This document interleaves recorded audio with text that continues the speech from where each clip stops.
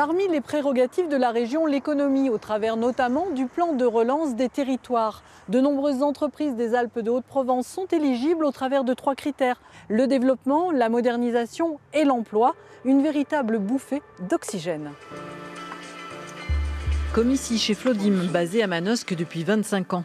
L'entreprise crée des instruments innovants, sondes, tubages par cavité, un marché de niche prometteur.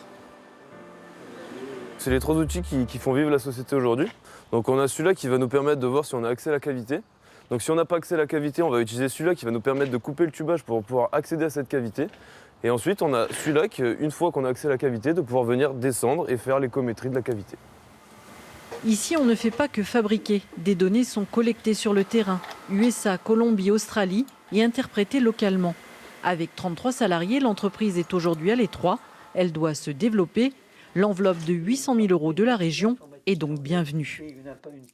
Nous avions besoin de réfléchir à une capacité de fabrication par nous-mêmes. Nous comptons aujourd'hui sur nos sous-traitants. Beaucoup de nos sous-traitants sont locaux, certains viennent de plus loin. Mais quand il y a des urgences, eh bien, c'est très difficile de faire fabriquer des pièces mécaniques ou de disposer de cartes électroniques ou de composants électroniques. Ici, le savon liquide règne en maître. Cette entreprise est l'une des seules en France à être sur ce marché et à travailler à l'ancienne.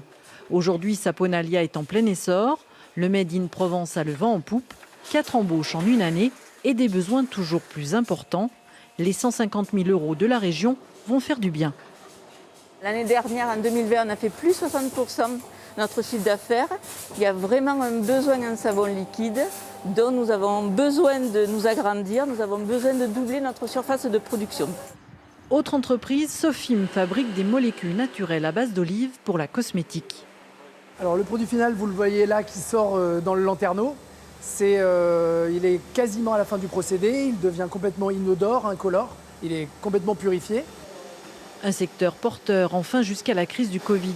Aujourd'hui, l'entreprise veut se diversifier. Elle se lance dans les compléments alimentaires, dont l'Asie est friande. 2 millions d'euros vont être investis, des emplois créés. L'entreprise aurait besoin de l'aide du plan de relance. C'est du matériel assez sophistiqué, assez automatisé. Et donc cette diversification coûte très très cher. Et donc dans le cadre du plan de relance, nous avons sollicité une demande de 800 000 € qui ne représentera qu'un tiers, grosso modo, de l'investissement global. Ce coup de pouce régional n'est pas neutre. 25% des entreprises des Alpes de Haute-Provence sont d'ailleurs candidatées. On a souvent l'image d'un département autour des stations de ski ou des gorges du Verdon. C'est vrai, c'est un département touristique, mais sur le plan économique, on a déjà de grandes entreprises comme l'Occitane, Proman, et puis on a un tissu de pépites, je vais les appeler comme ça, de PME, hyper dynamiques, créatrices d'emplois et qui se développent tous les jours. Dans les Alpes de Haute-Provence, malgré la crise, pas question de baisser les bras. Ces entreprises ont une carte à jouer. Elles comptent rebondir, même si l'année 2020 a été particulièrement compliquée. Dans les Alpes de Haute-Provence, nous retrouvons 2 candidats pour Debout la France et pour Zoo 04. Bonjour. Pour Debout la France, quel est votre programme pour l'économie du département? Alors l'économie est très importante dans notre département. Je peux en parler d'autant plus que je suis chef d'entreprise et j'ai subi comme nombre d'entre nous, artisans, commerçants, cette crise sanitaire. Et nous allons appuyer très fortement les aides, d'où qu'elles viennent, mais de manière à ce qu'on puisse aider pour la réouverture. Justement, ça risque d'être une année difficile à vivre? Je pense parce qu'il va falloir récupérer un petit peu le retard. Les entreprises, même qui ont bien marché, elles ont du mal à se réapprovisionner parce qu'on a des secteurs entiers qui sont l'offre en ayant explosé dans certains domaines, donc ils n'arrivent pas à produire. Et alors plus généralement, quel programme, quelle chose vous voulez mettre particulièrement en avant dans votre parti? Alors moi, ce qui me tenait à cœur, c'est déjà d'aider nos stations de ski alpines qui ont souffert énormément de cette crise sanitaire. Et moi, j'avais comme idée à proposer, c'était pour tous les diplômés de l'année, de leur offrir un chèque vacances pour pouvoir aller le dépenser dans nos stations de ski et faire vivre le tourisme de nos départements. Justement, le tourisme, c'est aussi quelque chose d'extrêmement important pour ce département. Il faut essayer de ne pas oublier les Alpes. Absolument. les Alpes de Haute-Provence comme les Hautes-Alpes, c'est un endroit touristique qui se fait connaître de plus en plus par rapport à la Côte d'Azur, bien entendu. Toute l'année, de plus en plus, nous avons des activités et les gens remontent dans l'arrière-pays. C'est important d'accompagner ce mouvement, cet élan, parce qu'à travers le tourisme, c'est tout un pan de l'économie aussi sur l'agriculture, le pastoralisme, nos traditions qui vivent au travers du tourisme. Qui est ce parti Zou et quel est votre programme économique notamment?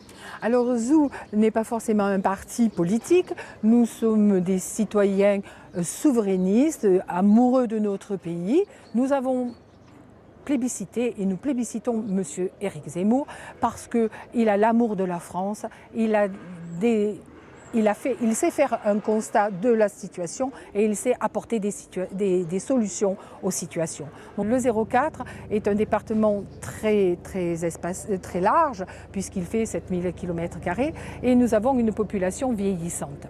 Donc l'intérêt, ce serait de pouvoir faire venir de la jeunesse et pour cela, nous avons besoin de développer l'économie.